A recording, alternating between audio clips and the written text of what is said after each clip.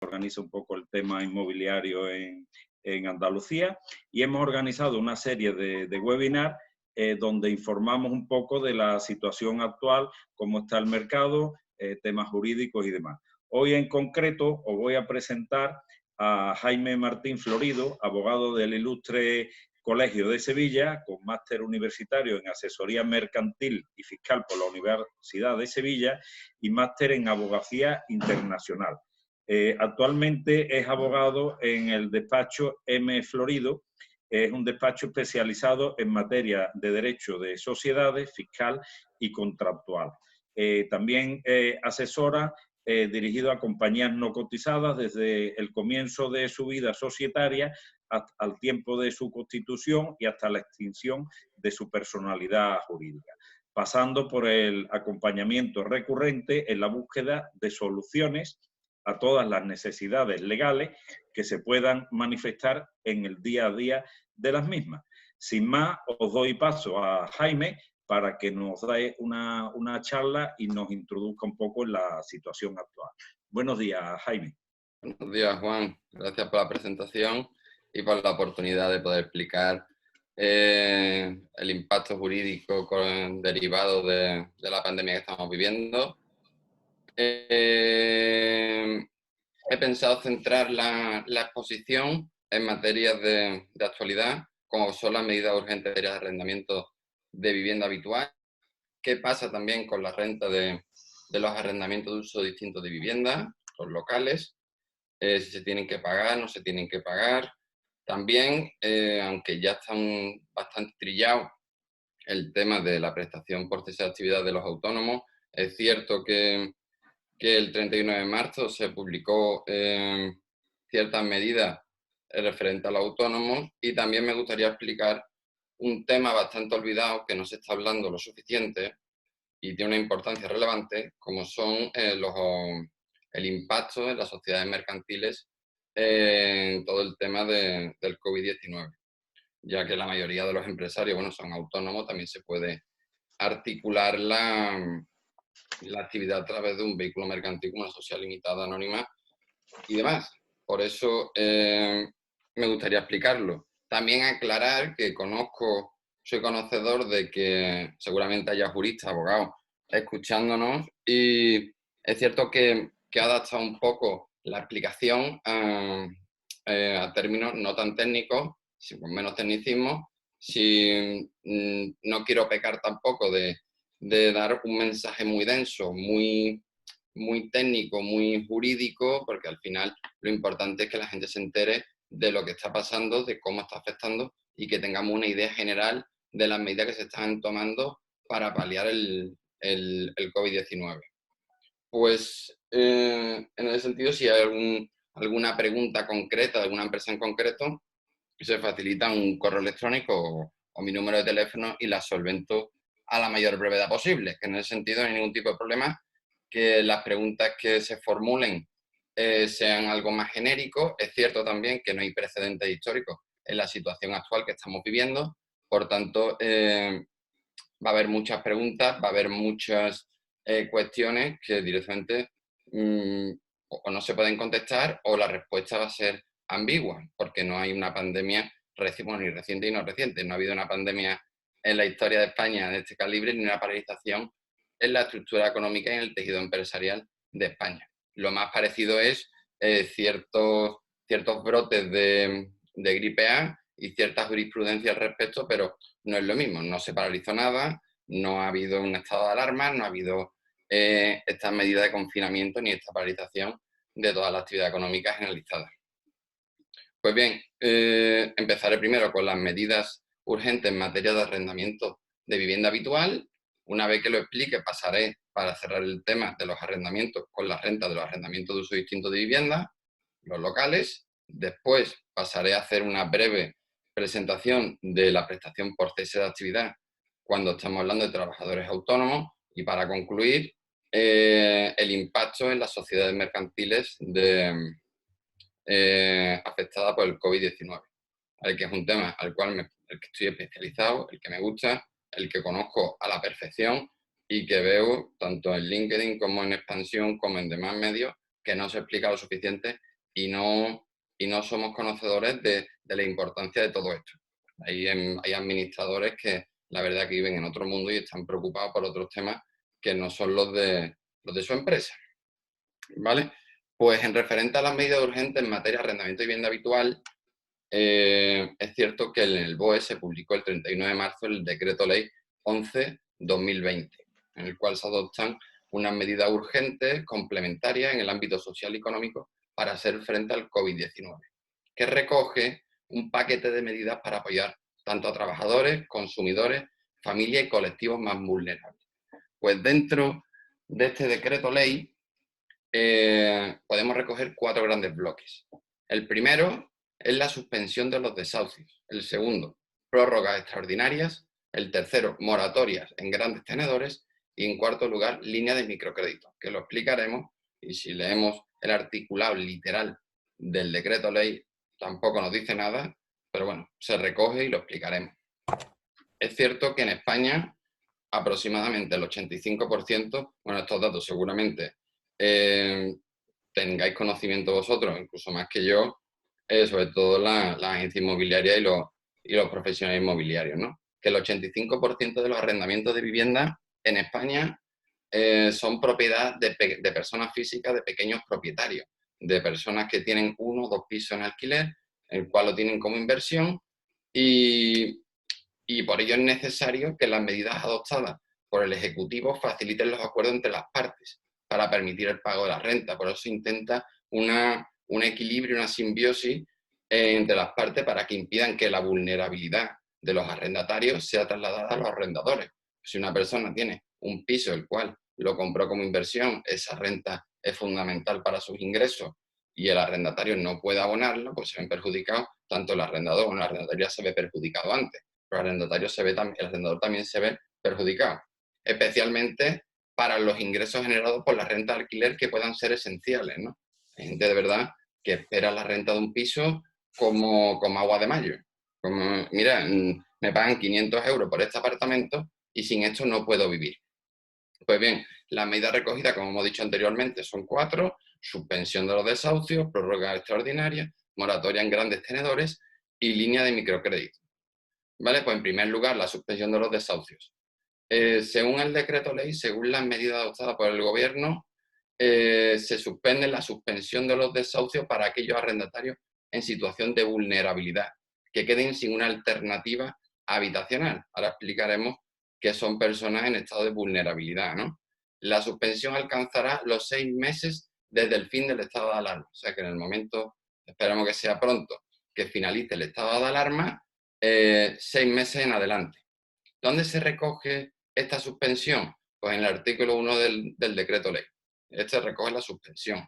Recoge la suspensión en el procedimiento de desahucio y de los alzamientos de hogares vulnerables sin alternativa obligacional, sin alternativa habitacional. ¿Esto qué quiere decir? Que se paralizan. ¿Cómo se dirige? Pues en el momento que se levanta la suspensión de los plazos procesales, que actualmente están paralizados, en la tramitación de los procedimientos de desahucios, a las personas que acrediten ante el juzgado, o sea que hay que acreditar ante el juzgado, encontrarse en una situación de vulnerabilidad social o económica como consecuencia del impacto del COVID-19 y que les sea imposible encontrar una alternativa habitacional para sí y las personas que convivan con ella. Ahora vamos a explicar cuándo se aplica, cuándo no se aplica, qué tenemos que tener en cuenta y qué no tenemos que tener en cuenta. Estas circunstancias, aquel arrendatario que se encuentre en una situación de vulnerabilidad lo tiene que comunicar al juzgado. El letrado de la Administración de Justicia, lo que antiguamente era el secretario judicial, dará parte e informará a los servicios sociales correspondientes y se iniciará la suspensión extraordinaria del acto de lanzamiento. Una persona que se encuentre en estado de vulnerabilidad y lo vayan a desahuciar, pues se paraliza, ¿vale? Pues entonces es muy importante saber delimitar cuando una persona se encuentra en un estado de vulnerabilidad. Los supuestos de vulnerabilidad lo recoge también el decreto ley, exactamente en el artículo 5, que requiere la concurrencia de unos requisitos, 2 requisitos.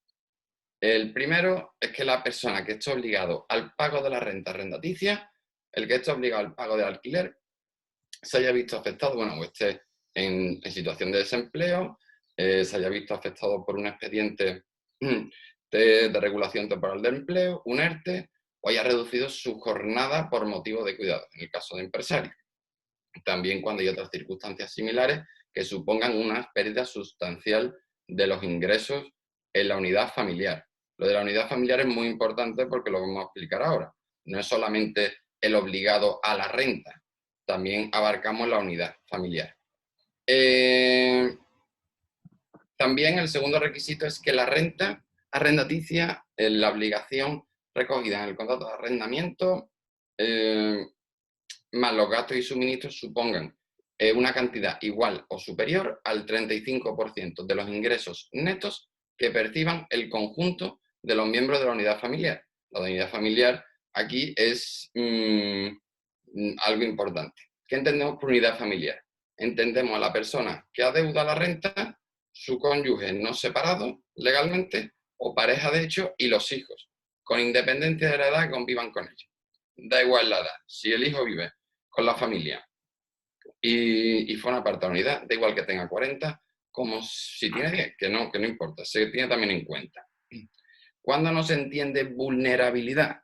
Bueno, aquella persona que se encuentre en principio en estado de vulnerabilidad para poder acogerse a la ayuda y beneficios, tanto de moratoria como de ayuda a la renta del alquiler, no pueden disponer de ningún inmueble en propiedad o en usufructo, el uso y el disfrute de ninguna vivienda dentro de España. O sea que si yo estoy en una situación de vulnerabilidad, no puedo hacer frente al pago de la renta de mi piso, sí es cierto que si yo tengo otro piso, otra casa, otra vivienda, no puedo acogerme a esta situación. Esta situación no concurre cuando tenga yo el piso en propiedad o en usufructo, pero no pueda ocuparlo por causa de un divorcio, porque esté ocupado por mi expareja o sea inaccesible por tener una discapacidad. O sea que si no está habilitado y yo tengo una minusvalía en la pierna y tengo que subir 10 pisos sin ascensor, pues también podría acreditarlo. Y tampoco concurre esta circunstancia cuando una persona tenga una parte alícuota de un piso. Esto cuando pasa por una herencia. Si yo he heredado una parte de un piso, pero no es entero, y demás, tampoco me excluyen si tengo un piso en estas características. Si también se ha transmitido en mortis causa sin testamento. Eso también es importante saberlo. O sea que en principio los desahucios quedan suspendidos. Ya hemos definido lo que es una situación de vulnerabilidad. Fuera de estos casos, una persona que no cumpla estos requisitos, que esté en materia de desempleo, afectado por un ERTE, impacto económico fuerte por causa del COVID-19, y que el 35% de las rentas netas no sea igual, que la renta no suponga igual o superior al 35% de los ingresos netos de la unidad familiar. Fuera de esos casos no estamos en situación de vulnerabilidad. El segundo aspecto muy importante que recoge el decreto ley es la prórroga extraordinaria de los contratos de arrendamiento de vivienda habitual. La duración y las prórrogas se recogen en el artículo 9 y en el artículo 10 de la Ley de Arrendamientos Urbanos.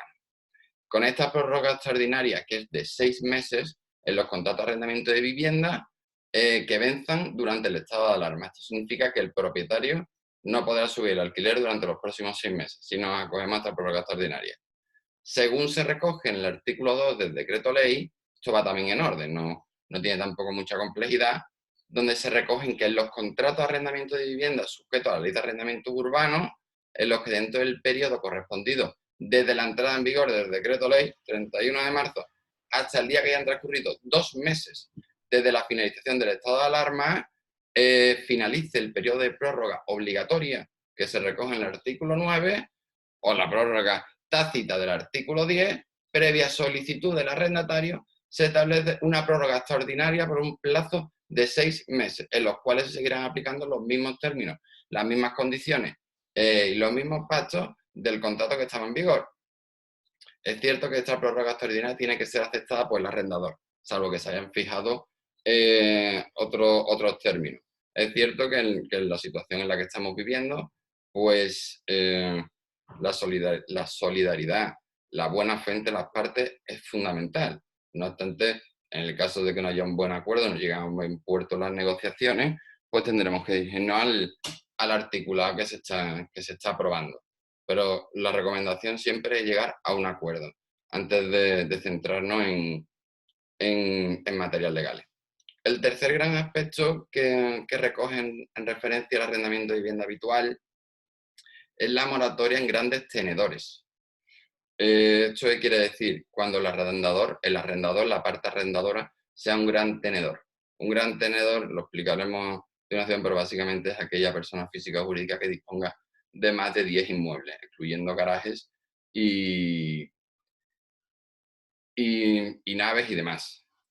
Entonces, en el caso de que el propietario de la vivienda sea un gran tenedor o un fondo de inversión, que como hemos dicho antes, la mayoría de los alquileres está en manos de personas físicas, de pequeños inversores, el arrendatario vulnerable podrá pedir una quita del 50% de la deuda o una reestructuración en los próximos 3 años. Ahora lo explicaremos más detalladamente, pero en principio, a grosso modo, es que puede negociar una quita, un descuento, una reducción del 50% del valor de la renta arrendaticia y también puede pedir una reestructuración.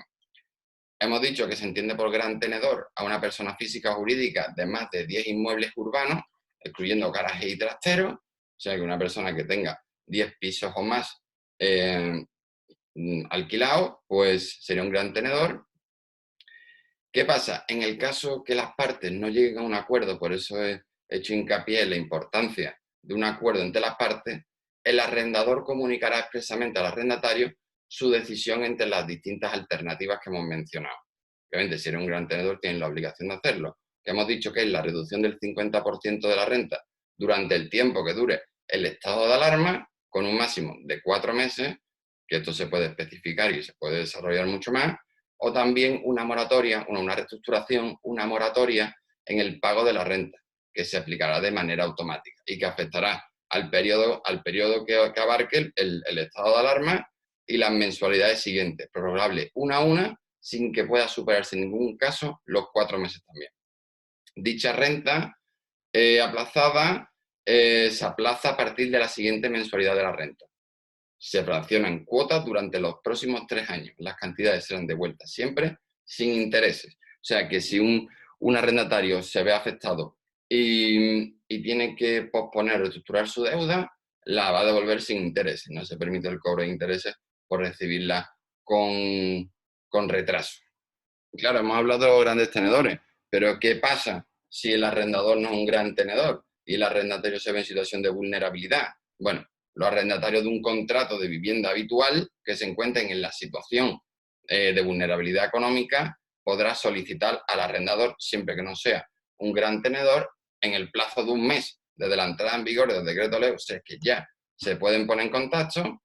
Uno, el aplazamiento temporal y extraordinario del pago de la renta. Bueno, puede ser que ya se haya negociado antes, que ya lo hayan visto, que hayan hablado cómo van a hacer el tema de los pagos, pero es cierto que, que, que se puede aplazar temporal y extraordinariamente. Una vez que el arrendador, una vez que la parte arrendadora y la parte arrendataria han negociado qué situación y qué consecuencias van a tener el fraccionamiento, la reestructuración o las medidas que hayan tomado, una vez recibida la solicitud, la parte arrendadora en el plazo de 7 días laborables, que también esto es bastante gracioso, días laborables, bueno, ¿quién está trabajando? ¿No? Estamos trabajando de casa, pero bueno, las condiciones del aplazamiento del fraccionamiento del pago y en su defecto las posibles alternativas que se pongan encima de la mesa. ¿Qué pasa? En el caso de que la parte arrendadora no aceptase ningún acuerdo sobre el aplazamiento, el arrendatario pues tendrá que acogerse a las medidas transitorias de financiación que vamos a explicar luego, que hemos dicho anteriormente, que son las pequeñas líneas de crédito para poder hacer frente a la renta. O sea que si no es un gran tenedor, el arrendador puede oponerse a todo esto y ya el arrendatario tendría que buscarse un poco la vida para conseguir el resto. Bueno, también decir que preparando la materia, repito, perdona si soy demasiado repetitivo, en situación completamente nueva y extraordinaria, ¿no? De todo esto se podrán hacer tesis doctorales porque esto es una cosa muy inusual. Por último lugar, la línea de microcréditos, bueno, que es un poco confuso el título que le he puesto, pero consiste para aquellos arrendatarios en situación de vulnerabilidad, se aprobarán microcréditos sin intereses ni comisiones avalados por el Estado, que se devolverán en 6 años. Yo he hecho, pero bueno, para poder acogerse, ¿qué tenemos que hacer? ¿Qué requisitos tenemos que cumplimentar? Pues bueno, esta medida va dirigida para todos aquellos que no puedan hacer frente al pago del alquiler de su vivienda habitual por la pérdida de empleo, por verse afectados por un expediente de regulación temporal de empleo, por reducción de jornada y demás situaciones que hemos explicado anteriormente. Esta medida se recoge en el artículo 9. ¿Y qué recoge exactamente? Bueno, en el artículo 9 se aprueba una línea de avales para la cobertura por cuenta del Estado de la financiación al arrendatario en situación de vulnerabilidad y económica como consecuencia del COVID-19. En principio lo que se está aprobando son líneas de avales.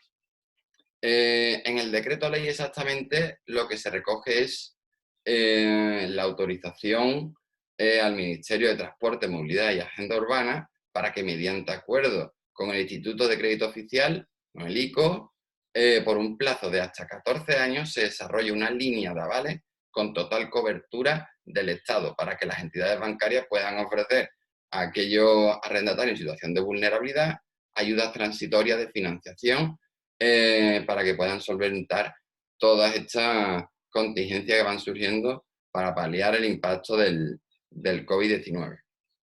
Es importante mencionar que será de un plazo de evolución de hasta 6 años, prorrogable excepcionalmente por otros 4, y que en ningún caso, al igual que antes, se devengará ningún tipo de interés.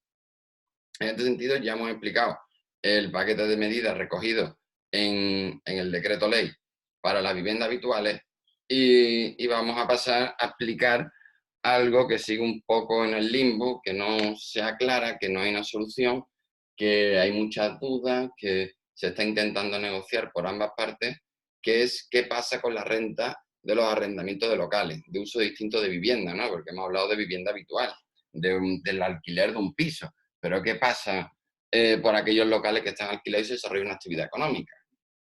Bueno, como bien se sabe, la declaración del estado de alarma ha provocado la suspensión de multitud de actividades económicas. Quitando determinadas actividades, el resto han quedado completamente paralizadas. Y como hemos dicho, surge la duda de si hay que pagar o no pagar la renta del local. Bueno, pues para poder estudiar esta materia de una manera amplia, tenemos que hacer una distinción entre actividades no suspendidas y actividades suspendidas.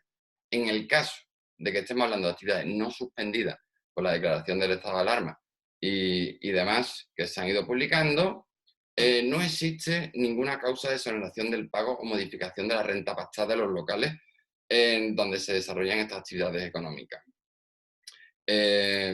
¿Por qué? No encontramos ninguna causa de exoneración debido a que la explotación del local depende únicamente de la voluntad del arrendatario. Esto también hay que tomarlo un poco con pinzas, porque es cierto que la gran mayoría de la economía española se ha visto afectada por las medidas adoptadas para paliar el COVID-19. Por ello, es verdad que el Gobierno, que el Ejecutivo, ha previsto y prevé prestaciones concretas para aquellos titulares de negocio que se están viendo afectados, pero en principio no nos podemos acoger a ninguna de las medidas que vamos a explicar a continuación, porque la actividad no ha quedado suspendida. Queda a su voluntad desarrollarla o no. Después, para explicar las actividades suspendidas y qué pasa con la renta de esos locales. En primer lugar, para encontrar posibles soluciones, tenemos que dirigirnos al articulado literal del contrato de arrendamiento, es decir, los pactos, términos y condiciones que hayan acordado las partes para situaciones de fuerza mayor. Lo frecuente es que no esté recogido en el contrato. Es cierto que yo esto sí lo he visto en contratos extranjeros, en el cual sí se recogen cláusulas por terremoto, por huracanes y demás, pero en ningún caso por pandemia, ni por enfermedades, ni nada por el estilo. O sea que no es frecuente que en un contrato al uso de arrendamiento de uso distinto de vivienda y de vivienda se recoja una cláusula en caso de fuerza mayor. Porque si hace un mes hablábamos de esta situación y que iba a haber una pandemia que paralizaría todo, pues sinceramente nadie se lo cree. Esto es una cosa inaudita. En el caso de que el contrato seguramente no esté recogido causa de fuerza mayor, tendremos que acogernos a distintas figuras, bueno, jurisprudenciales, bueno, figuras que nuestro ordenamiento jurídico y la jurisprudencia ha ido desarrollando y que podemos estudiar caso a caso si se puede intentar ver la viabilidad en los casos determinados. Esto no es matemática, no es 2 más 2 son 4, pero sí es cierto que haciendo un pequeño repaso jurisprudencial a materias similares, pues podemos englobarla para los casos de la renta de arrendamiento de uso distinto de vivienda de locales. Son dos. El primero es la fuerza mayor. La fuerza mayor se recoge en el Código Civil, en el artículo 1105, y de manera literal lo que dice es que fuera de los casos expresados, mencionados en la ley, nadie responderá de aquellos sucesos que no hubieran podido preverse o que previstos fueran inevitables. Fuerza mayor, que no se puede hacer nada al respecto. Es lógico deducir que viendo y leyendo el articulado literal del Código Civil y también revisando la jurisprudencia al caso, que podamos englobar las consecuencias que se están derivando del COVID-19, se puedan encuadrar dentro de la jurisprudencia y del ordenamiento jurídico como un acto de fuerza mayor, ya que se trata de un suceso completamente imprevisible, inevitable e irresistible, tanto para el arrendatario como para el arrendador. Nadie se esperaba esto, era una situación completamente sorpresiva que nadie, ningún gurú, nadie iba a prever esta situación.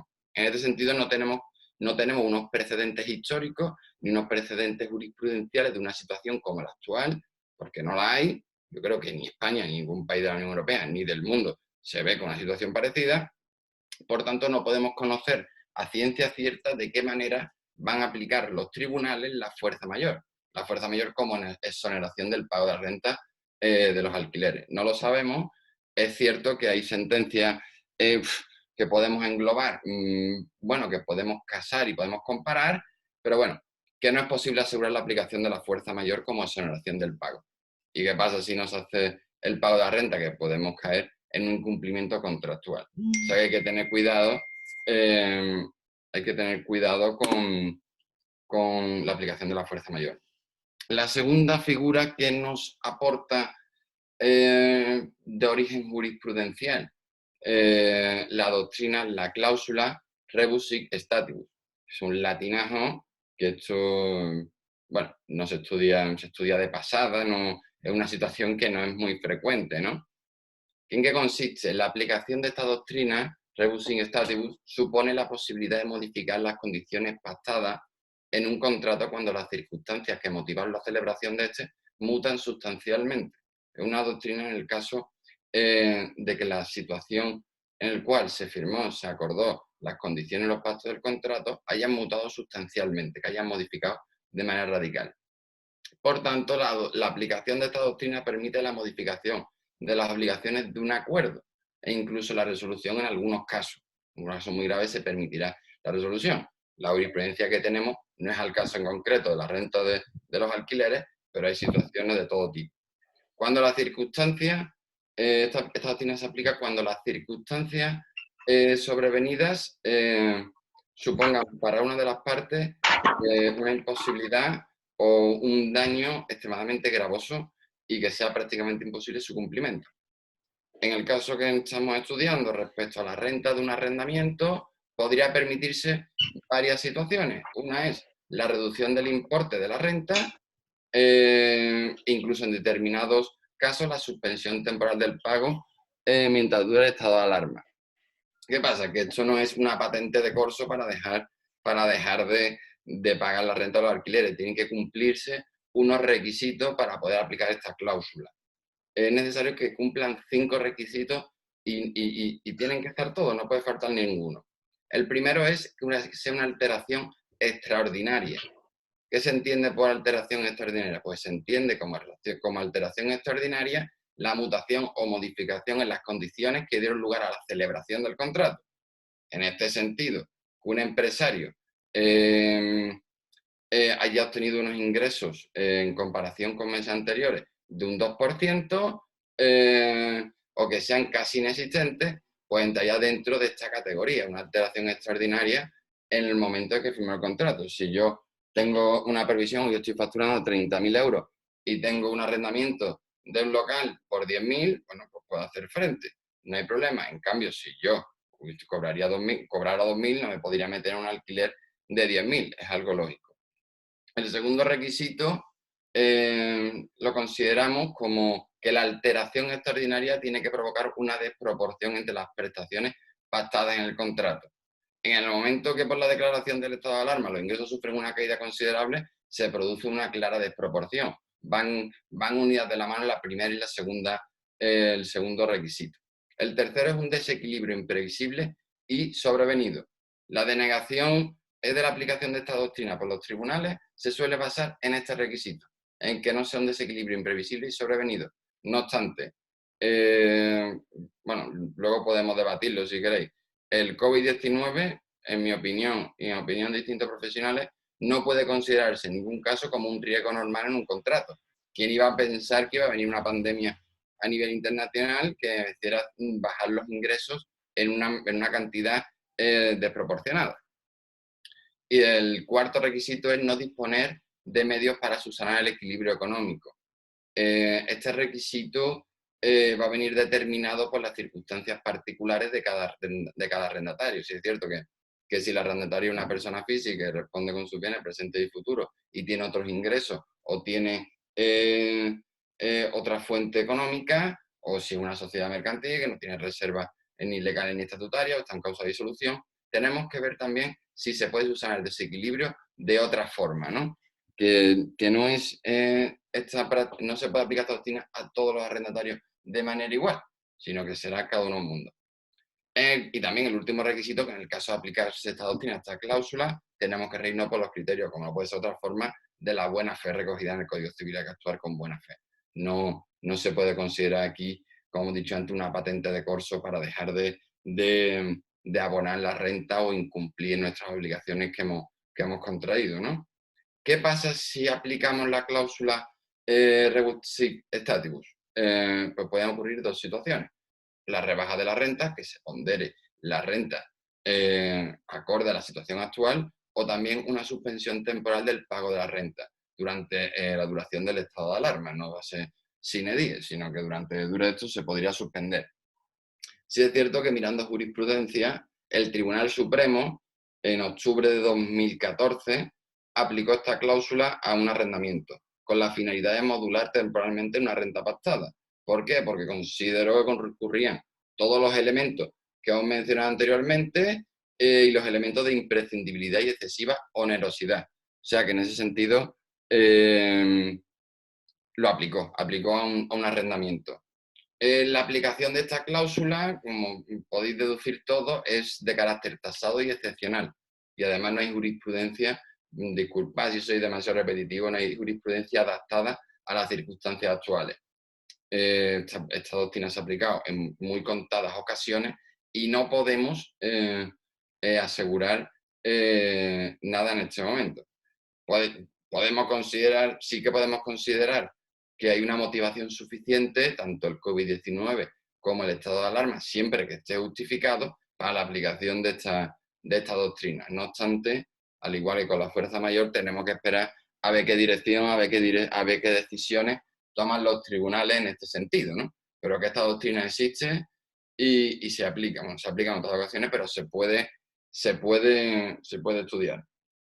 Por tanto, vista la situación, es esencial, pero esencial es condición sine qua non para que todo llegue a buen puerto, que la negociación de esta cláusula se detalle en las razones de su aplicación. Se apliquen las razones de por qué se aplica, ¿no? Indicándose ante todo que nos basamos en el cierre de nuestro negocio, nuestra actividad, por un riesgo expansivo del virus, que es una consecuencia directa de las medidas adoptadas por el gobierno, una consecuencia directa la imposibilidad de prestar la actividad. Y que obviamente una vez que finalice esta situación excepcional, dejará de aplicarse las medidas tomadas. ¿De acuerdo? Si alguien está interesado en leerse la sentencia que he mencionado de octubre de 2014 o tiene algún supuesto concreto en en temas de arrendamiento de locales, pues que me mande un correo, me llame y lo podemos, no explicarse, sino entrar en debate de cómo se puede hacer, porque esto, como hemos dicho antes, sin los precedentes, sin jurisprudencia y con la escasa regulación normativa, escasa normativa que tenemos actualmente, tampoco podemos tomar decisiones en caliente. El tema de los arrendamientos ya lo hemos cubierto. Si alguien tiene una duda, me la podía hacer ahora cuando terminemos. El tema de la medida urgente en el arrendamiento de vivienda habitual y el tema de la renta. Si no ha quedado algo claro, ahora lo explicamos un poco mejor. Estoy yendo un poco más rápido para que no se me acabe el tiempo, porque quiero explicar todo y me queda la prestación por cese de actividad y el impacto en sociedades mercantiles del COVID-19. Pues voy un poco más rápido. Respecto a los autónomos, ya después de la declaración del estado de alarma, de la cantidad de material que ha salido, de las noticias, al final todos tenemos una idea generalizada de la prestación por cese de actividad a los trabajadores autónomos, ¿no? Es cierto que esta prestación no se regula en el Decreto Ley 11/2020, que es el de 31 de marzo, sino que se reguló en el Decreto 8/2020, de medidas urgentes para hacer frente al impacto económico y social del COVID-19. En ese Decreto Ley se refuerza la protección a los trabajadores autónomos. Bueno, se protege. Cualquier cosa se llama ya protección, pero bueno, se refuerza esa protección y estas medidas incluyen exactamente en su artículo 17, que por cierto se incluyen a los autónomos societarios y empleadores. Respecto a los autónomos colaboradores, seguimos en consulta a ver si podemos dar una respuesta clara qué pasa con los autónomos colaboradores, pero bueno, en principio, según la información que nos ha llegado, los autónomos societarios también se podrían ver beneficiados por esta prestación. No obstante, si alguien quiere hacer una concreción, pues estoy abierto a escucharlo, porque también respecto a autónomos societarios tampoco es nada concreto. ¿Qué dice este artículo 17? Bueno, este artículo 17 del Decreto Ley 8/2020, donde se refuerza la protección a los autónomos, recoge una prestación extraordinaria por cese de actividad para los trabajadores autónomos afectados por la declaración de estado de alarma, básicamente para aquellos trabajadores autónomos afectados por el COVID-19. Esta prestación es de carácter excepcional y tiene una vigencia reducida, ¿no? Una vigencia limitada a un mes, a partir del 15 de mayo, o hasta el último día del mes en que finalice el estado de alarma, si este se prolonga, que visto lo visto, se prolongará. ¿Y para qué autónomos va dirigida esta prestación? Pues para dos bloques. El primero, para aquellos autónomos cuyas actividades ya han quedado suspendidas completamente.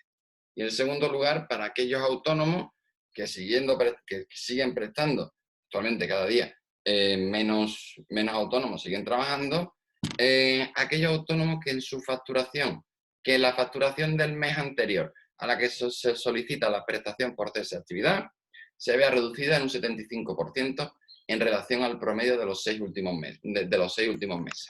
De la media ponderada de los 6 últimos meses, tenemos que ver si se ve reducido en un 75%. ¿Qué requisitos tiene que contar el autónomo para poder solicitar esta prestación por cese de actividad?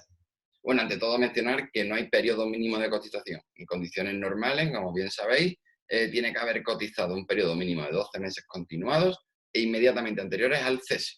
Bueno, pues en el Decreto Ley 8/2020 se quita esta obligación de tener cotizado el mínimo para poder optar a esta prestación, pero sí es cierto que hay que cumplir ciertos requisitos que son muy sencillos, pero que es importante cumplirlos. El trabajador autónomo tiene que estar afiliado y en alta en la fecha de declaración del estado de alarma. Es decir, el 15 de marzo, el trabajador autónomo, el autónomo, tenía que estar como autónomo. No puede afiliarse ahora. Y, por cierto, tiene que hallarse al corriente del pago de las cuotas de la Seguridad Social. No puede tener deuda en el pago de las cuotas. No obstante, son extremadamente generosos y asertivos con todos los autónomos de este país. Y dentro del decreto ley nos explican que si a fecha de la suspensión de la actividad o de la reducción de la facturación el autónomo no cumple el requisito de estar al corriente de pago de las cuotas de la Seguridad Social, el órgano gestor invitará te invita al pago de las cuotas pendientes en un plazo improrrogable de 30 días naturales, para que ingrese las cuotas debidas. Es cierto que en el supuesto de la actividad no se vea directamente suspendida, deberá acreditarse la reducción de la facturación de al menos en un 75%, en relación con el semestre anterior. Es cierto que en el decreto 11/2020 aparece también, que ahora lo explicaremos, de qué forma se puede justificar esta caída de los ingresos, pero en principio, si se cumplen estos requisitos, el autónomo podría optar a la prestación por cese en la actividad. Respecto a la cuantía, también hay muchas dudas de su cálculo, de cuánto voy a percibir, quiero saber exactamente cuánto voy a recibir. La cuantía de esta prestación, como norma general, es el 70% de la base reguladora. ¿Qué pasa? Que si no se acredita el periodo mínimo de cotización para tener derecho a esta prestación, de un 70%, bueno, la prestación sería un 70% de la base mínima de cotización en el régimen especial de la Seguridad Social de los trabajadores por cuenta propia, autónomos. Es decir, aproximadamente unos 660 con algo euros. La duración ya la hemos explicado. Es muy importante mencionar que es incompatible esta prestación por cese de actividad, es incompatible de todas las maneras con otra prestación de la Seguridad Social.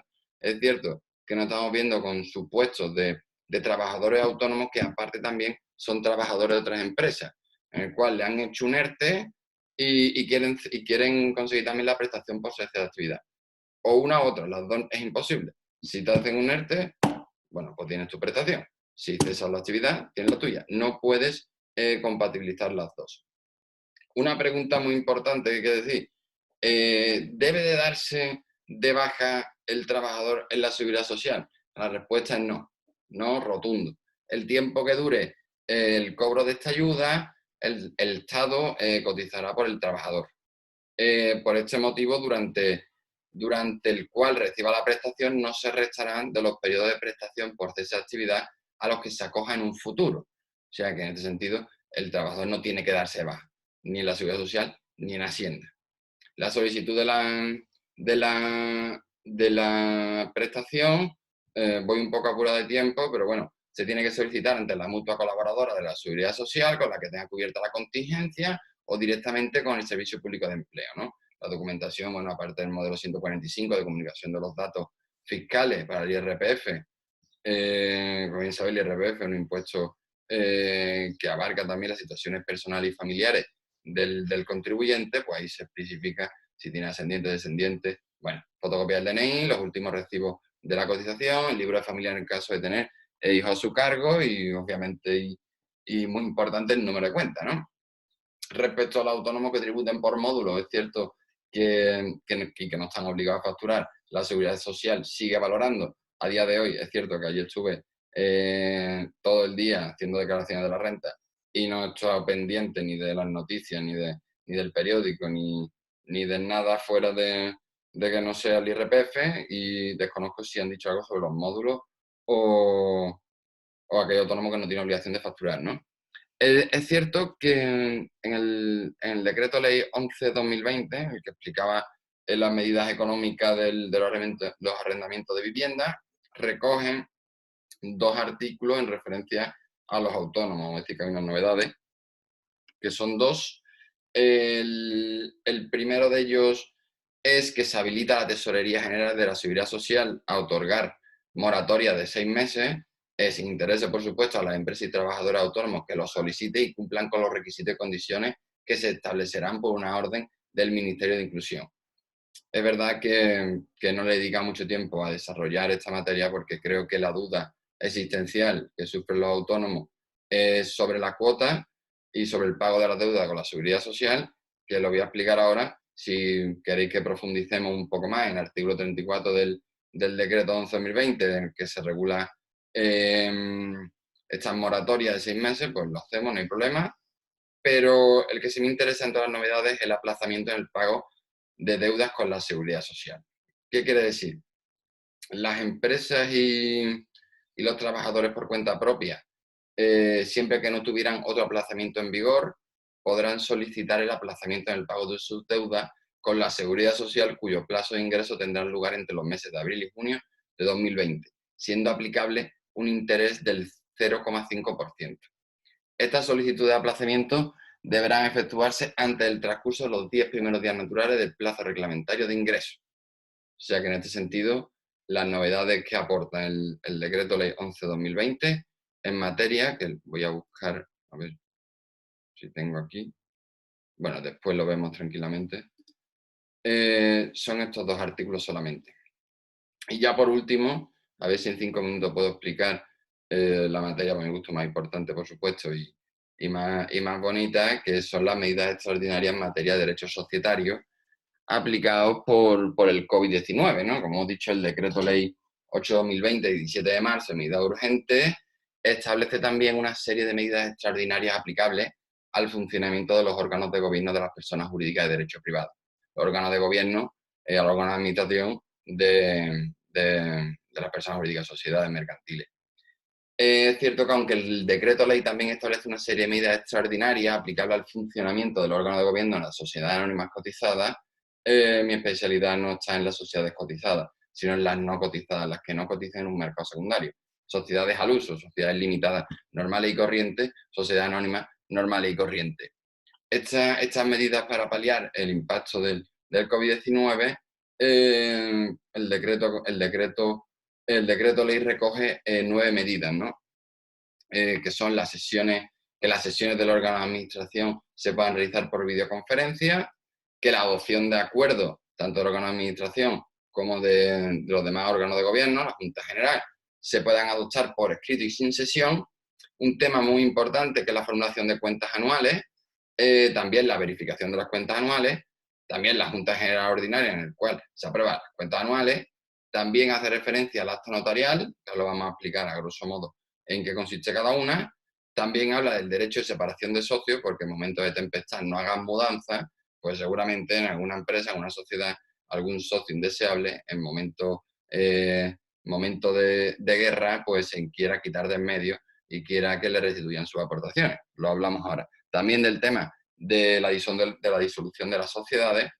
Y por último, aunque no sea materia estrictamente societaria, también recoge el tema del concurso de acreedores, que por desgracia se vaticina, ya vaticinan que va a haber un pico altísimo de derecho a concursar en los próximos meses que terminalice el estado de alarma, por lógica aplastante. La situación de insolvencia sobrevenida que van a tener la mayoría de las empresas va a ser brutal, o sea que lo vamos a hacer en pequeñas anotaciones, ¿no? Pero bueno, a lo más interesante, aquellas personas que desarrollan su actividad a través de un vehículo, que casi siempre el vehículo preferido por antonomasia es la sociedad limitada por su facilidad en la gestión y por la seguridad jurídica que te aporta. La primera es que las sesiones del órgano de administración sean por videoconferencia. Es cierto que es una medida que tiene que estar recogida en los estatutos sociales, pero, viendo el estado actual, durante el periodo de alarma, aunque no estuviese previsto en los estatutos sociales, las sesiones del órgano de administración podrán celebrarse por videoconferencia, siempre que se asegure la autenticidad de la conexión de todos los miembros en tiempo real con imagen y sonido de los asistentes en remoto. ¿Qué pasa? ¿Por dónde se entiende celebrada esa sesión? Aunque se desarrolle por videoconferencia, cada uno en su casa, y Dios es la de todos, la sesión se entiende celebrada en el domicilio social de la sociedad. Todo dicho que todo esto es una situación excepcional del estado de alarma, no es la práctica habitual en el tráfico jurídico mercantil de las sociedades en España. Después, una cosa también que yo profesionalmente he visto, pero no en gran medida en profundidad, solo a veces en contadas ocasiones, que es la adopción de acuerdos por escrito y sin sesión, ¿no? Al igual que en las sesiones del órgano de administración por videoconferencia, aunque los estatutos sociales no lo prevean, durante el estado de alarma, los acuerdos del órgano de administración podrán adoptarse por escrito y sin sesión.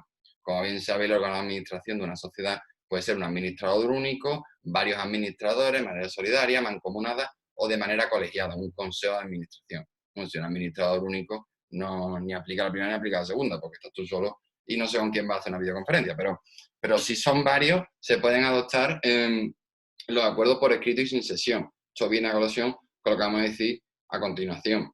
Tenemos que regirnos por el artículo 100 del Reglamento de Registro Mercantil, que también hay que certificar, las personas con potestad certificante, si un consejo de administración, el secretario, he visto bueno el presidente, si un administrador son administradores solidarios, cualquiera de los dos mancomunados en la firma de ambos, el acta con los acuerdos adoptados, el lugar de celebración, que es el domicilio social, y es importante decir que el voto deberá remitirse dentro del plazo de 10 días a contar de la fecha en la que se reciba la solicitud de la emisión del voto. Si alguien quiere una mayor profundidad en el tema de las sesiones de la adopción de acuerdos por escrito sin sesión, vamos, hacemos una videoconferencia paralela y podemos estar ahora y hacer una tesis doctoral al respecto porque es un tema apasionante.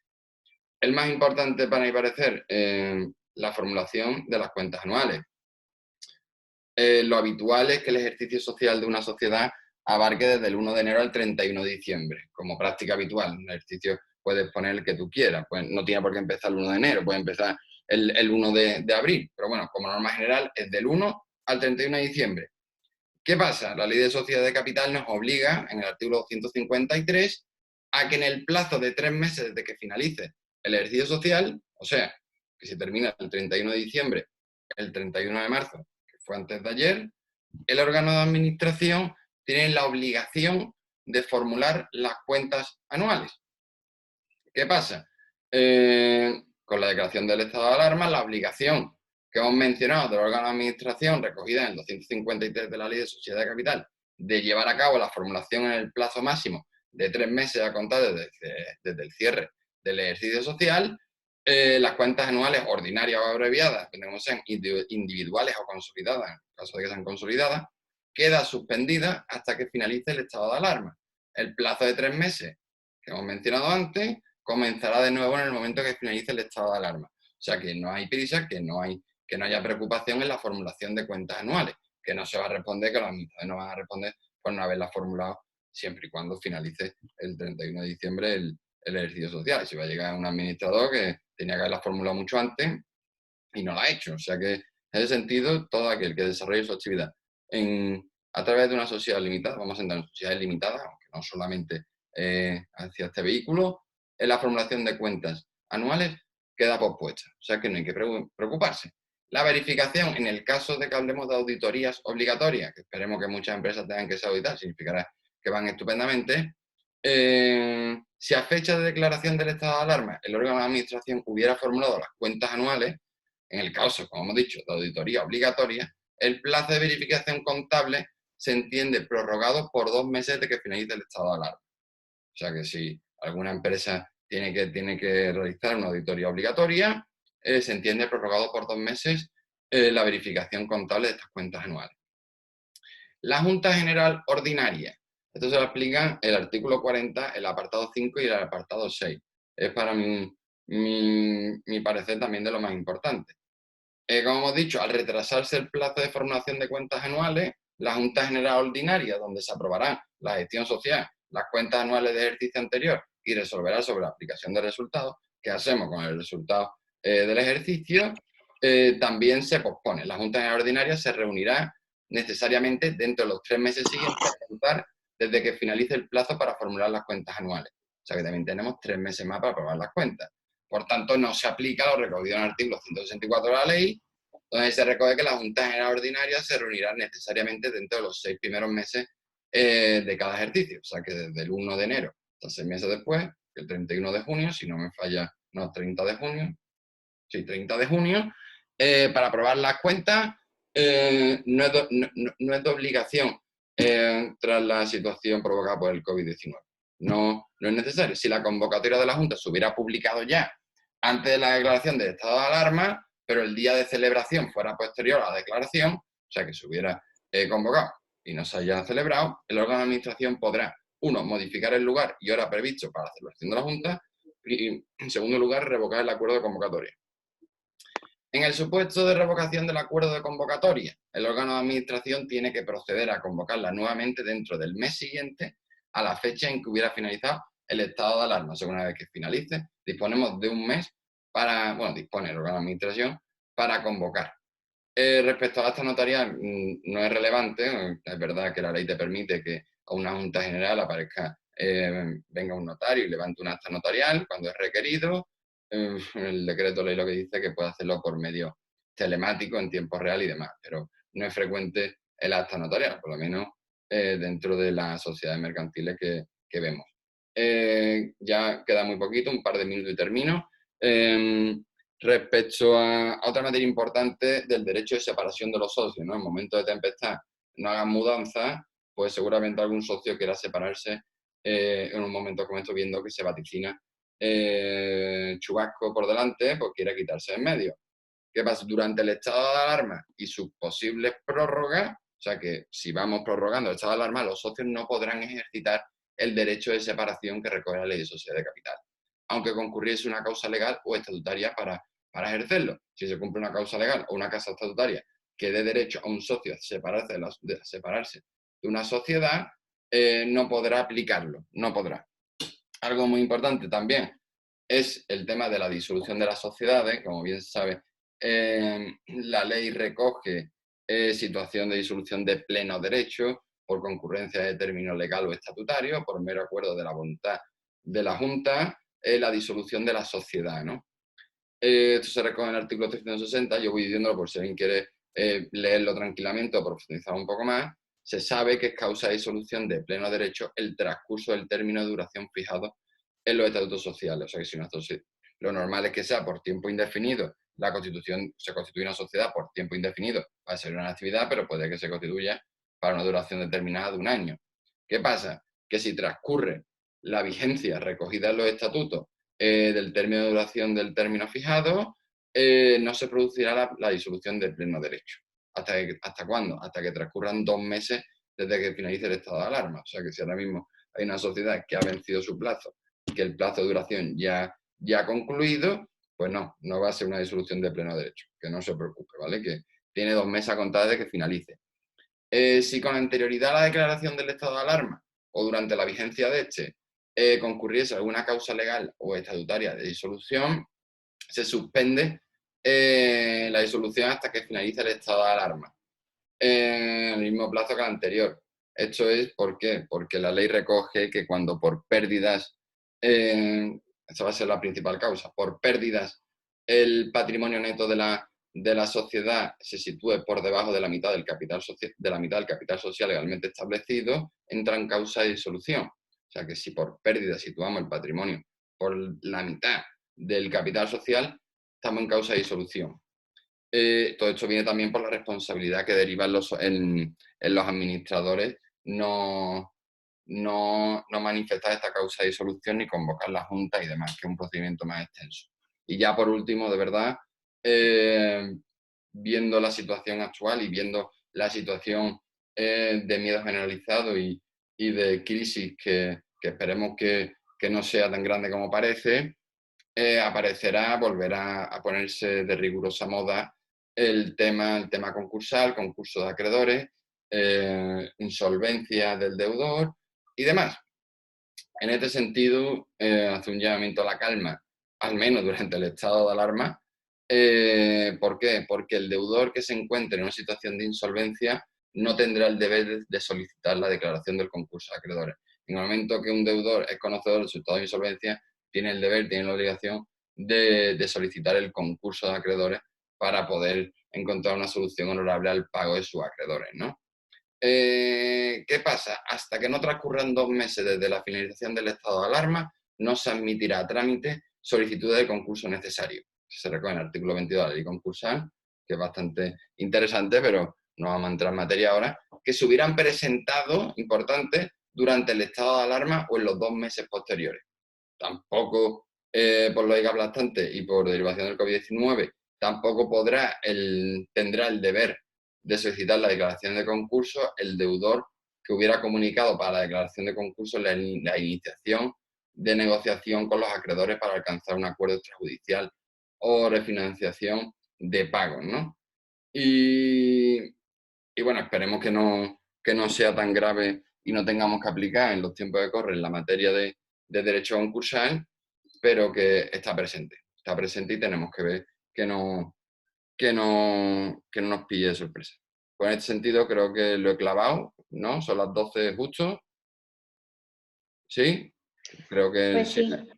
he ido quitando ciertas materias, obviamente, pues, para no extenderme. Entonces podemos estar 3 horas hablando, pero creo que me he quedado con las ideas generales. Habrá muchas dudas de cosas que no he explicado, pero que no he explicado por carencia de tiempo efectivo. O sea que si hay alguna duda, voy a mirar.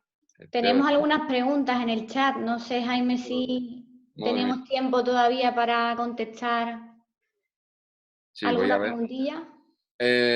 Si quieres, voy a intentar contestar a las que pueda dar una contestación rápida y la demás le puedo mandar un correo. Por ejemplo... la primera es la de nuestro amigo Antonio Cano, que dice si puedes explicar el criterio de cálculo de disminución de ingresos para nuestro sector en el caso de solicitud de ERTE.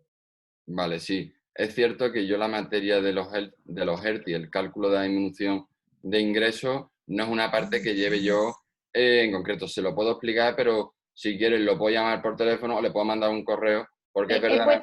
He puesto tu correo electrónico. Perfecto. Perfecto, porque es verdad que tengo la cabeza ahora mismo, después de la explicación, más en el tema societario, más en el tema de arrendamiento, y si tengo que extrapolarlo al tema de los ERTE, que también el ERTE es un mundo aparte para la tesis doctoral, pues a lo mejor nos desviamos un poco. Si queréis, le puedo mandar también la guía que te he mencionado antes, Sonia, donde todo lo que he explicado lo explico más desarrolladamente, un desarrollo más exhaustivo, y sí aparece el tema de los ERTE.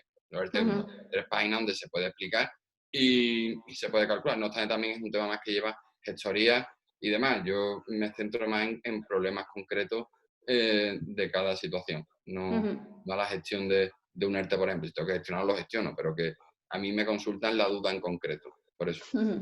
A ver, si quieres voy a echar un ojo a las preguntas. Si hay alguna más de nuestra compañera María José León. Compañero, perdona. ¿Cómo se llama? Sí, Salud Moyano Navarro me pregunta cómo se llama la doctrina a la que he hecho referencia. Esa la ha contestado nuestro compañero Antonio Gutiérrez, ¿no? Le ha dicho lo de Rebus. Sí, está antiguo, sí. Sí, que es verdad que lo he explicado de manera resumida, que esto es una materia muy, muy bonita que se lo puedo mandar por correo y una lectura muy amena que te puedes quedar con nociones concretas. Hay otra de caída de ingresos. Si hemos trabajado hasta el día de antes del estado de alarma. Hola, ¿por qué para calcular la caída de los ingresos se considera todo el mes de marzo? Si hemos estado trabajando hasta el día de antes y hemos podido facturar justo ese día. Bueno, la caída, hombre, si tenemos escrita una caída del 75% de los ingresos, es preferible que no hayamos trabajado. Vale, su pregunta es por qué se cuenta. No, se cuenta desde el mes anterior a la solicitud. O sea que contamos, en principio lo vamos a contar y yo lo voy a hacer así, y ya que me lo echen para atrás, yo voy a contar todo el periodo, ya que la Seguridad Social me solicita información y ya lo justificaré. En momentos como este tenemos que agarrarnos a un clavo ardiendo para que a todo el mundo lo solicite le den la prestación. Si tenemos que hacer, no trampa, ¿no? Sino intentar meter el go por la escuadra, pues lo vamos a hacer. No vamos a hacerlo de otra forma. La prestación como ingreso en IRPF, sí, obviamente la prestación por cese en la actividad, si cogemos la ley del IRPF, se consideraría obviamente un rendimiento. Sí, claro. Sí, eso tiene que tributar, al igual que tiene que tributar la prestación por desempleo. Aquí también hay muchas dudas porque es verdad que, por ejemplo, cuando recibimos la prestación por desempleo tiene que tributar. No obstante, el artículo 7 de la ley del IRPF nos permite, si el pago es único, un pago único, se encuentra exento. Pero no tenemos que confundir toda prestación, todo dinero que entre en la economía de una persona física. En principio, ante la duda, os digo, tiene que tributar, porque os digo que la prestación por cese de actividad tiene que tributar IRPF totalmente, igual que tributa la prestación por desempleo y tributa demás prestaciones. Eso no hay duda de ningún tipo.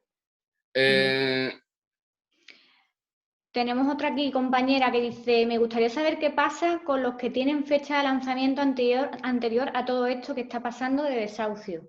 El que tenga fecha anterior a la declaración del estado de alarma, en plan, que fuera en enero, por ejemplo. Entiendo que sí, que se refiere a eso.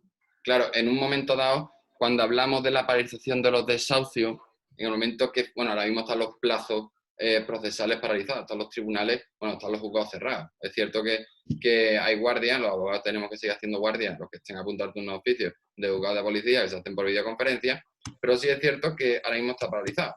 Cuando pase el estado de alarma, se paraliza los lanzamientos, los desahucios. Siempre se acredita en la situación de vulnerabilidad que hemos mencionado. ¿Qué pasa? Que si la situación es anterior y podemos acreditar que la situación del arrendatario debido al COVID-19 a la situación actual es imprevisible, podríamos pelearlo. Si el embargo es de hace 6 meses, lamentándolo mucho, si se está posponiendo, el decreto ley lo que hace referencia a aquellas personas que se vean impactados, que tengan un impacto en deprimento dentro de su economía debido al COVID-19, que no puedan pagarlo por el COVID-19, no los anteriores. O sea que, no obstante, te digo que cada situación es un mundo, no hay 2 clientes iguales, cada cliente un cuadro de Picasso, no hay 2 iguales, y por eso es importante que si tienen una duda me mande un correo y se le puede mirar, que me mande la documentación si quiere, se lo revisamos y demás, y demás. De acuerdo, pues... Sonia, ¿puedo hacer una pregunta? Sí, claro, Juan. Sí, bueno, muchas gracias, Jaime, por la intervención. Como bien has dicho, una frase que me ha gustado, que en tiempos de tempestades no se hagan mudanzas. Sí. Entiendo que habrá unos plazos durante el cual uno se lo puede pensar y no tenga que tomar la medida como que para esta tarde al mediodía contestarle al gestor. No sé si eso es así. Perdona, se ha cortado los últimos 10 segundos, un poco. Sí. He escuchado gestor, pero ya el resto no.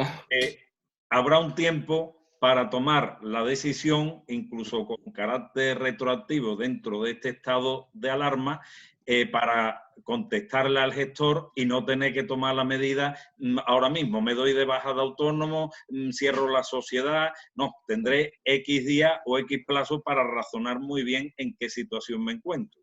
Claro, en todo momento es verdad que la frase me encanta, en momento de tempestad nos hacen mudanza, y es cierto que ahora mismo, pero cualquier profesional, todos responden, están apagando fuego tal y como vienen. Es cierto que viendo la situación concreta, por ejemplo, causa y solución, ¿qué hago? ¿Cierro la sociedad? No, perdona, tienes un plazo, el plazo de 2 meses desde que termine el estado de alarma.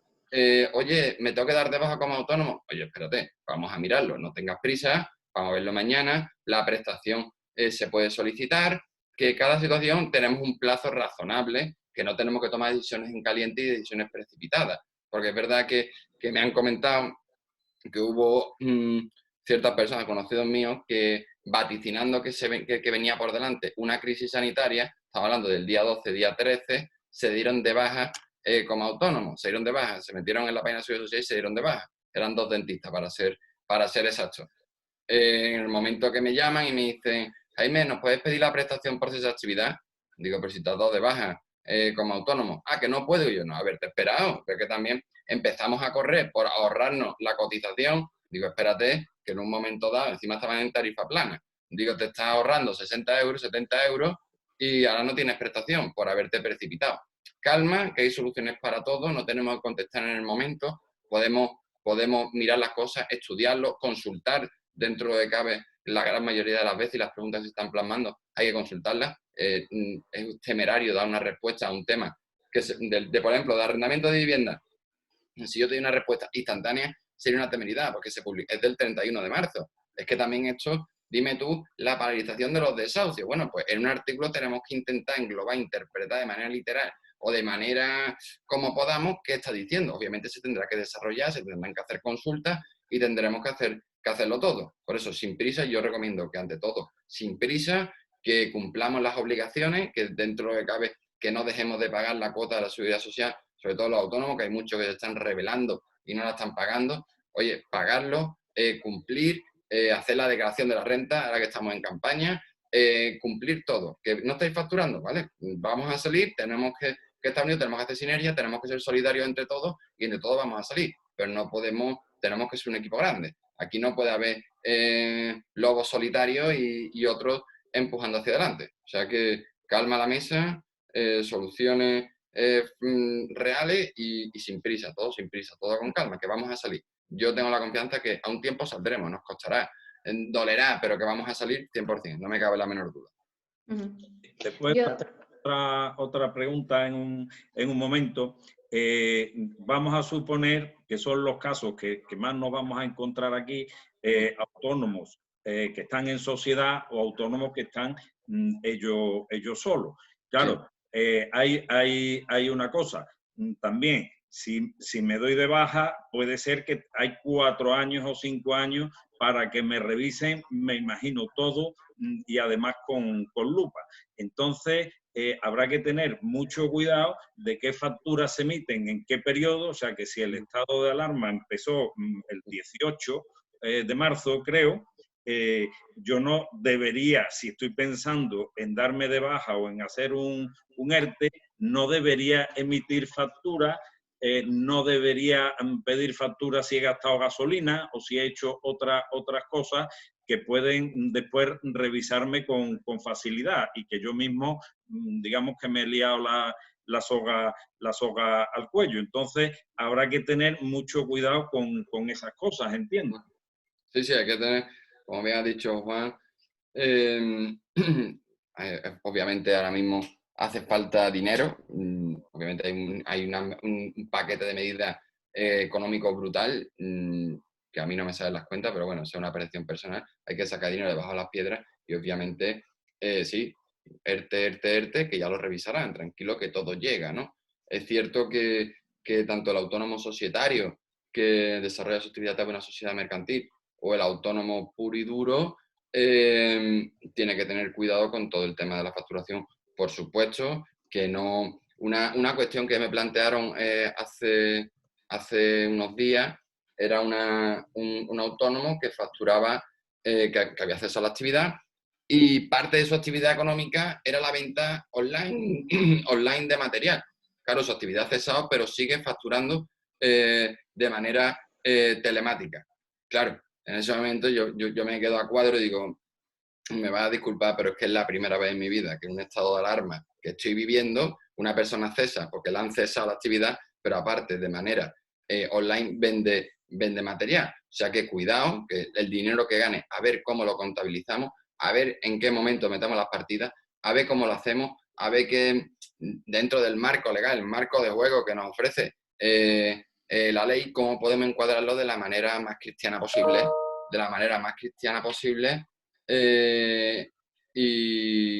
y salga todo adelante. O sea que es muy importante, que se están haciendo muchas barbaridades, la gente le entra miedo y tenemos que respirar, ver las cosas, pensarlas, contacta 10 antes de tomar una decisión, consultar, que obviamente la persona que tenga un gestor, un abogado, lo consulte, pero que no tenga miedo tampoco de hablar con un conocido que tenga conocimiento jurídico, contable, que no pasa nada, que a mí, obviamente, clientes míos también consultan a un tío que es abogado, que digo que es normal, en el momento que está en juego tu vida, está en juego todo, pues tú tienes que saber si la factura está bien emitida o no está bien emitida, porque si está mal emitida me van a sancionar, y ten por seguro que te van a sancionar, que Hacienda no perdona, Hacienda somos todos, ¿no?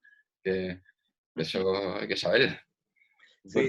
Discúlpame, Juan, discúlpame, que es que teníamos muchísimas preguntas de los compañeros en el chat y hay una que, hombre, yo sé que todas no va a dar tiempo a contestarlas, pero hay una que realmente pues están bastante interesados en que Jaime conteste, ¿no?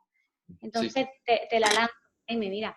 Si cesamos en nuestra actividad y solicitamos la prestación hasta que nos envíen la resolución de la misma, ¿podemos seguir teniendo contacto con la inmobiliaria con la que colaboramos? Y si nos la aceptan, ¿a qué actividades nos vemos obligados a dejar de ejercer? Pero no entiendo al contacto con la inmobiliaria, ¿a qué se refiere? Entiendo que es que trabaja como autónomo en la inmobiliaria. Creo que esa colaboración es a la que se refiere. Vale, sí. A ver, si me queda claro es que va a cesar la actividad y quiere saber si puede seguir colaborando de manera puntual con la inmobiliaria. ¿Puede ser? Creo que sí, va en esa... Claro. Si nos regimos con la ley en la mano, la ley de la seguridad social, la ley general de la seguridad social y demás legislación laboral, en el momento que el autónomo cesa la actividad y recibe una prestación, es porque ha cesado su actividad.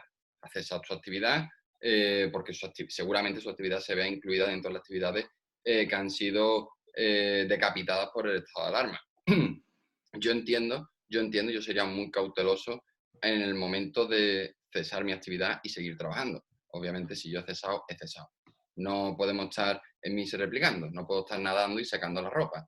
Entiendo también que actualmente, por desgracia, también el sector inmobiliario no puede estar trabajando en situación normal. Las colaboraciones quedan un poco en suspenso, pero sí es cierto que si yo ceso mi actividad y recibo una prestación, como si yo estoy recibiendo la prestación por desempleo, oye, estoy percibiendo, no debo de trabajar, ¿no? No puedo ponerme el mono de trabajo y cobrando el paro y arreglando, no puedo hacer un chapú, no puedo moverme, si yo estoy dado de baja, estoy dado de baja, si estoy cesado en la actividad y recibo una prestación, debe de ser cauteloso, no debe de meterse en camisa 11 varas, tenemos que ser responsables en este sentido. No obstante, si otra persona opina diferente o tiene una sección de viabilidad para poder prestar servicios estando cesado, que me lo comente y que estoy dispuesto a aprender sobre todo de esta materia y ampliar conocimientos. Pero yo, si alguien me consulta eso, si un familiar directo me consulta eso, les digo, calma la mesa, paramos máquina, ¿dónde vas? Si has cesado la actividad y va a recibir una prestación. También entiendo que en situaciones como esta va a haber gente que va a tener que trabajar de como pueda, donde pueda y haciendo lo que sea. Pero es que lo digo que es complicada, la situación en sí es complicada.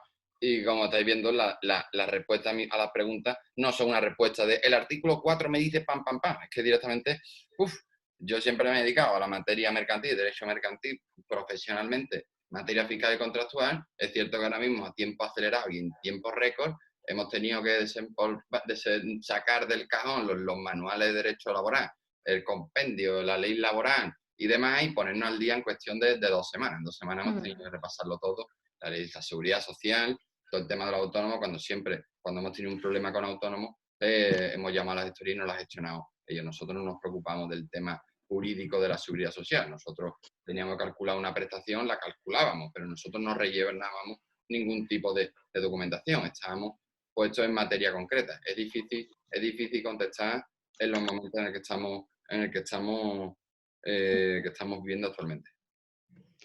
Y yo creo que para cerrar ya, Jaime, no queremos abusar de tu... A ver, hombre, si es de derecho mercantil, mucho mejor, que es lo más bonito y lo... Tengo otro compañero que dice, si la sociedad no despide a nadie, ¿puede el autónomo societario acogerse a alguna ayuda? Si no realiza el ERTE. Entiendo que sí, claro, porque dice que no despide a nadie. Sí. Estamos hablando de un autónomo societario que también será administrador de una sociedad limitada, y si puede acogerse, bueno, por lo que deduzco es que sigue trabajando, sigue funcionando, ¿no? Es importante saber qué número de trabajadores tiene la sociedad, ver también si podemos encuadrarlo o si va a cesar o si su actividad ha quedado cesada completamente, porque si su actividad ha quedado decapitada por el estado de alarma, pero está manteniendo la plantilla porque no quiere, o eso lo están haciendo también muchos empleadores, muchos empresarios que están manteniendo a sus empleados por respeto personal, por compromiso personal, y que no están, que lo están manteniendo básicamente.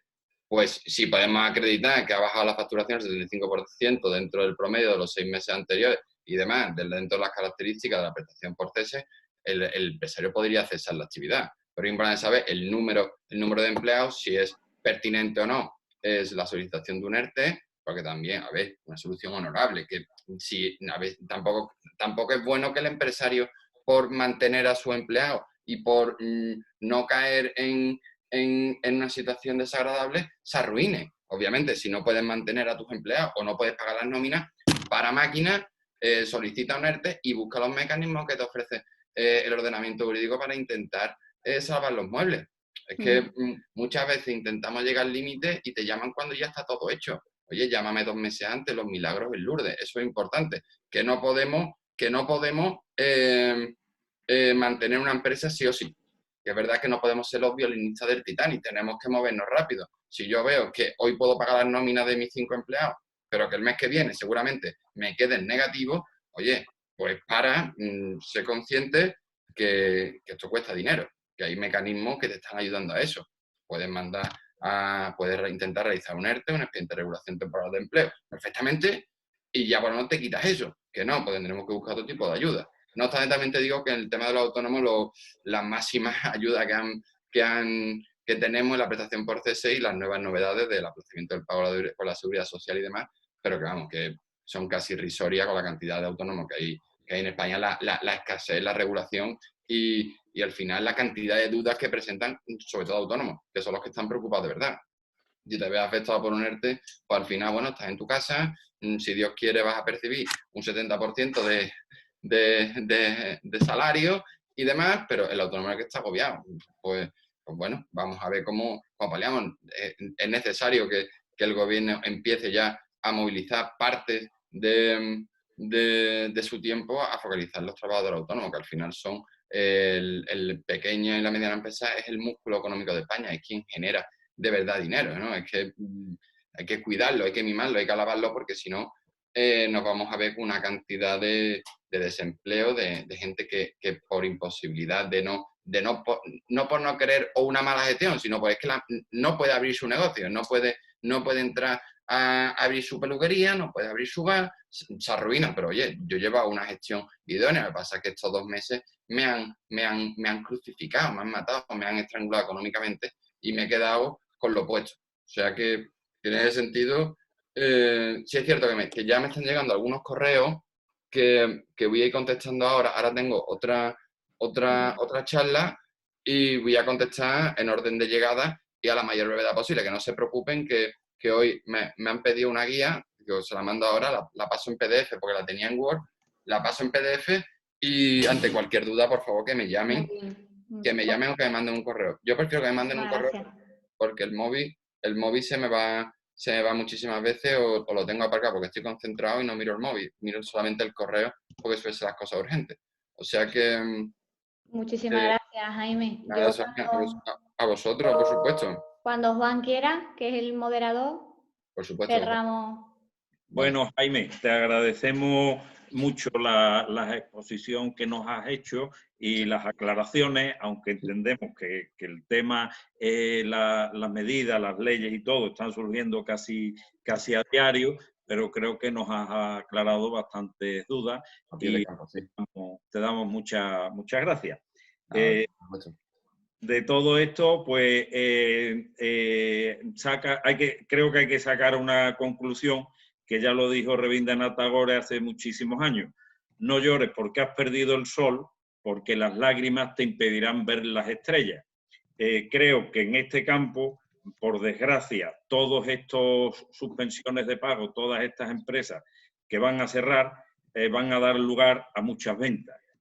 Cómo se puedan enfocar o cómo se pueda hacer para ayudar a estas personas, que ya lo vivimos en la crisis del 2008, pues cada uno tendrá que plantearse cómo hacer.